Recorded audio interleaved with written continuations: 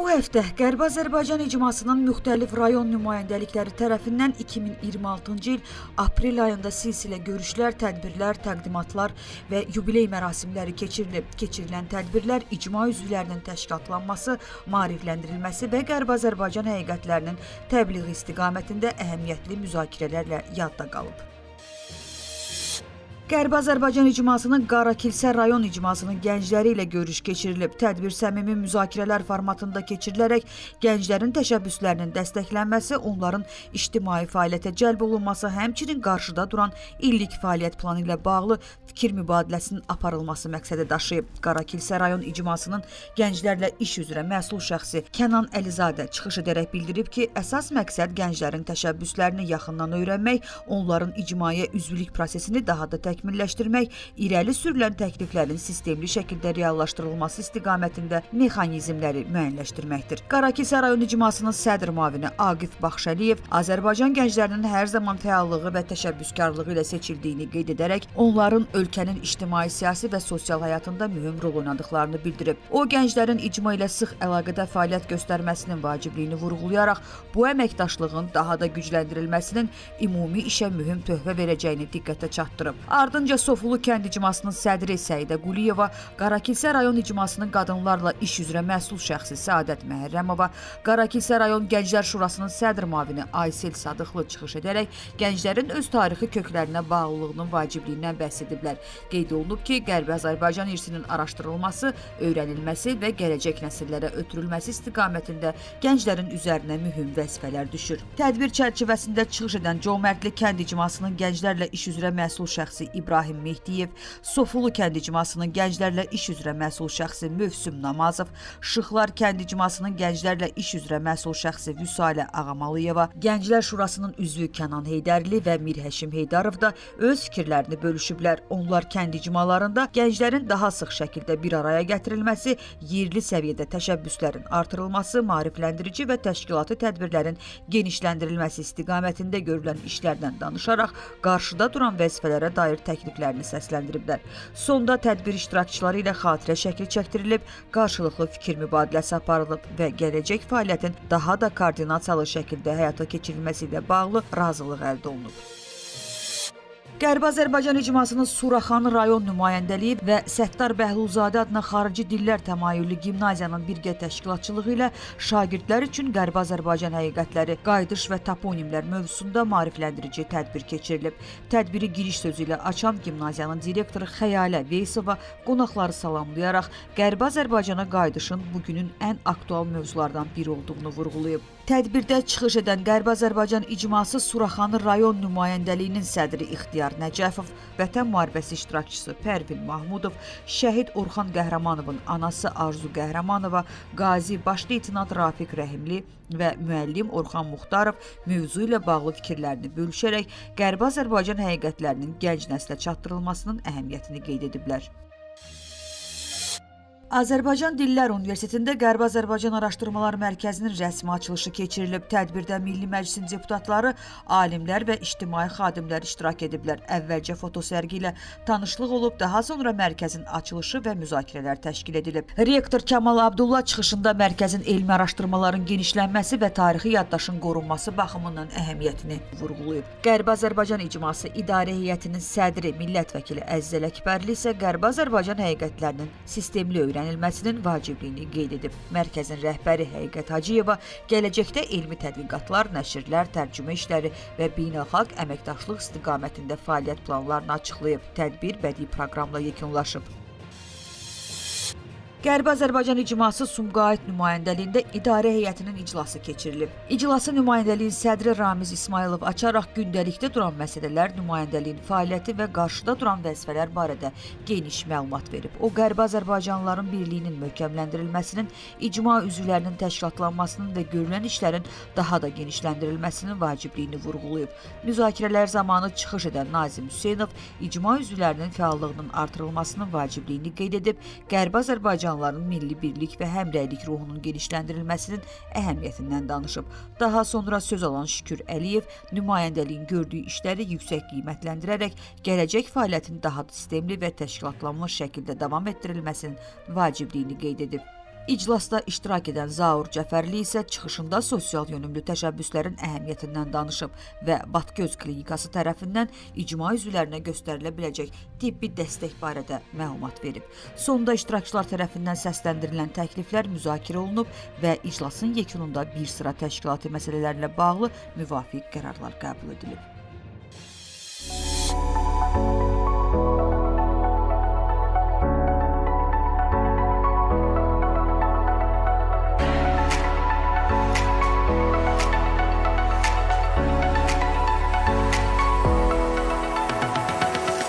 Aprel 2026-cı il tarixində Azərbaycan Rəssamlar İttifaqında Qərbi Azərbaycan İcması və Azərbaycan Dövlət İqtisad Universitetinin birgə təşkilatçılığı ilə rəssam Əli İsmail Əliyevin Qərbi Azərbaycan adlı rəsm sərgisi keçirilib.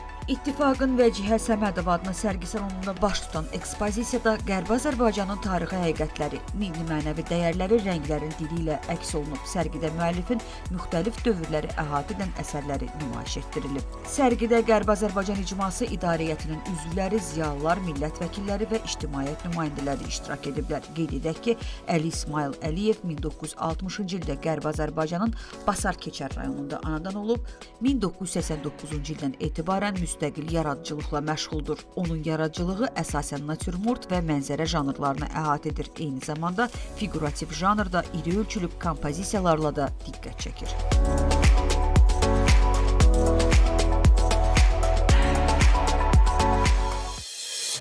Aprelin 14-də Daşkəsən şəhərində keçirilən görüşün məqsədi icma üzvləri arasında əlaqələrin möhkəmləndirilməsi və gələcək fəaliyyət istiqamətlərinin müəyyənləşdirilməsi olub. Tədbirdə Daşkəsən rayon icra hakimiyyətinin başçısı Orxan Abbasov, Yeni Azərbaycan Partiyası Daşkəsən rayon təşkilatının sədri Meydanəli Yolçuyev, Qərbi Azərbaycan İcmasının Daşkəsən rayon üzrə nümayəndəsi Malik Ələsgərov, Daşkəsən rayon Ağsaqqallar Şurasının sədri Cavanşir Qocayev və icma üzvləri iştirak ediblər. Daşkəsən rayon İcra Hakimiyyətinin başçısı Orxan Abbasov bildirib ki, ölkəmizdə həyata keçirilən siyasətin hədəflərindən biri də Qərbi Azərbaycana qayıdış ideyasının sistemli şəkildə təşviqidir. İcmanın Daşkəsən rayonu üzrə nümayəndəsi Malik Ələsgərov və digər çıxışçılar Qərbi Azərbaycan həqiqətlərinin təbliğinin vacibliyini vurğulayaraq rayonda bu sahədə görülən işlərdən danışıblar. Vurğulanıb ki, icma üzvlərinin birliyi və fəallığı milli maraqların qorunmasında xüsusi əhəmiyyət daşıyır. Sonra Qərbi Azərbaycan xronikasını əks etdirən video materiallar nümayiş etdirilib, görüş müzakirələrlə davam edib və sonda icmaya yeni qoşulan üzvlərə üzvlük vəsiqələri və döş nişanları təqdim olunub. 15 aprel 2026-cı ildə Qərbi Azərbaycan İcmasının Xəzər rayon nümayəndəliyinin təşkilatçılığı ilə 117 saylı məktəbdə maarifləndirici görüş təşkil olunub. Məktəbin direktoru Səidə Ağamalıyeva qonaqları və tədbir iştirakçılarını salamlayıb. Qərbi Azərbaycan İcmasının Xəzər rayon nümayəndəsi Alı Aliyev, Qərbi Azərbaycan İcmasının idarəyyətinin sədri millət vəkili Əzzəl Əkbərlinin salamını tədbir iştirakçılarına çatdırıb. Sonra Alı Aliyev şagirdlərə uğurlar arzulayaraq onlara Qərbi Azərbaycan dedikdə fərqli bir ərazi deyil, Azərbaycanın əzəli əbədi torpaqlarından bəhs olunduğunu, zaman-zaman bu ərazilərin Sovet dövrünün təsiri ilə Ermənistana birləşdirildiyini, Qərbi Azərbaycana qayıdış konsepsiyası haqqında geniş məlumat verib. 13 aprel 2026-cı il tarixində Vedi rayon icmasının növbəti iclası keçirilib. Toplantı Qərbi Azərbaycan İcması Ağsaqqallar Şurasının sədr müavini, Vedi rayon icmasının sədri akademik Vaqif Şadlinskinin rəhbərliyi ilə baş tutub. İclasda Vedi rayonunu əhatə edən kənd və qəsəbə icmalarının sədrləri, eləcə də fəal üzvlər iştirak ediblər. Toplantının gündəliyinə təşkilatlanma işlərinin gücləndirilməsi, üzvlərin sayının dəqiqləşdirilməsi, üzvlərin vəsiqələrlə təmin olunması, üzvlük haqlarının tənzimlənməsi, qarşıda duran vəzifələr, eləcə də planlaşdırılan layihələr və görüşlərin təşkili məsələləri daxil edilib. Müzakirələr zamanı icmanın fəaliyyətinin daha sistemli qurulmasının vacibliyi xüsusi vurğulanıb. İclas zamanı çıxış edən Vaqif Şadlinski qeyd edib ki, bugün icmanın qarşısında duran əsas vəzifə təşkilatlanmanı daha da gücləndirmək, üzvləri vahid məqsəd ətrafında birləşdirmək və hər bir üzvün məsuliyyət hissini artırmaqdır. Eyni zamanda o qeyd edib ki, yaxın dövrdə müxtəlif layihələrin həyata keçirilməsi, maarifləndirici görüşlərin təşkili və icma üzvləri arasında əlaqələrin daha da genişləndirilməsi istiqamətində ardıcıl addımlar atılacaq. İclas iştirakçıları da çıxış edərək təkliflərini səsləndirib, icmanın fəaliyyətinin daha səmərəli təşkili üçün fikir mübadiləsi aparıblar. Sonda qarşıdakı dövr üçün fəaliyyət planı üzrə ümumi razılıq əldə olunub. Qeyd edək ki, keçirilən bu cür görüşlər təşkilat işlərinin koordinasiyası və icma daxilində əlaqələrin möhkəmləndirilməsi baxımından mühüm əhəmiyyət daşıyır. Qərbi Azərbaycan icmasında tarix üzrə fəlsəfə doktoru Əsəd Canali Qurbanlının Qərbi Azərbaycan türklərinin Ermənistan SSR-dən 1947-1950-ci ildə deportasiyası erməni məsələsi kontekstində adlı kitabının təqdimatı keçirilib. Təqdim olunan monoqrafiyada 1947-1950-ci illərdə Azərbaycan türklərinin Ermənistan SSR-dən deportasiyası, İkinci Dünya müharibəsindən sonraki dövrdə Sovet-Türkiyə münasibətləri və erməni məsələsi kontekstində tədqiq edilib. Deportasiya səbəb olan amillər dərindən araşdırılıb, həmin illərdə SSR-nin Türkiyə və Ermənistan SSR-nin Azərbaycan SSR-yə qarşı ərazi iddiaları, eləcə də xarici ölkələrdən ermənilərin Sovet Ermənistanına köçürülməsində rol oynayan siyasi partiya və təşkilatların fəaliyyəti geniş şəkildə təhlil olunub. Tədbir çərçivəsində çıxış edənlər Azərbaycan türklərinin Ermənistan SSR-dən Azərbaycan SSR-ə köçürülməsi zamanı əhalinin üzləşdiyi çətinliklərdən, milli mənəvi təzyiqlərdən, ziyalıların hökumət qərarlarına qarşı etirazlarının sənədlər əsasında təsdiqindən danışıblar. 15 aprel 2026-cı il tarixində Qərbi Azərbaycan icmasında icmanın Nəzarət Təftiş Komissiyasının üzvü filologiya üzrə fəlsəfə doktoru Doçent Cəlal Allahverdiyevin İrəvanda Azərbaycan Təhsil Tarixi adlı monoqrafiyasının təqdimatı keçirilib. Tədbirdə Qərbi Azərbaycan icmasının idarə heyətinin üzvləri, icma sədrləri, şura sədrləri, millət vəkilləri, ziyalılar və ictimaiyyət nümayəndələri iştirak ediblər. Çıxışlarda vurğulanıb ki, bu fundamental tədqiqat Qərbi Azərbaycanın təhsil və maarifçilik tarixinin öyrənilməsi istiqamətində mühüm elmi hadisə olmaqla yanaşı, milli yaddaşın bərpasına xidmət edən dəyərli mənbədir. Kitabın müəllifi Doçent Cəlal Allahverdiyev təqdimata qatılan hər kəsə təşəkkürünü bildirib. O qeyd edib ki, bu əsərin əsas məqsədi Qərbi Azərbaycanın təhsil və maarifçilik tarixini elmi əsaslarla araşdıraraq gələcək nəsillərə çatdırmaq, eyni zamanda tarixi həqiqətləri obyektiv şəkildə ortaya qoymaqdır. Müəllif vurğulayıb ki, bu istiqamətdə araşdırmalar gələcəkdə də davam etdiriləcək. 16 aprel 2026-cı il tarixində Qərbi Azərbaycan icmasında Türk Strateji Düşünmə Mərkəzinin nümayəndə heyəti ilə görüş keçirilib. Qonaqları Qərbi Azərbaycan icmasının idarə heyətinin sədri, Milli Məclisin deputatı Əzzəl Əkbərli qəbul edib. Görüşdə çıxış edən Əzzəl Əkbərli qonaqları salamlayaraq Qərbi Azərbaycan həqiqətlərinin beynəlxalq ictimaiyyətə çatdırılmasının əhəmiyyətini vurğulayıb. İcmanın bu istiqamətdə həyata keçirdiyi ardıcıl fəaliyyət barədə məlumat verib.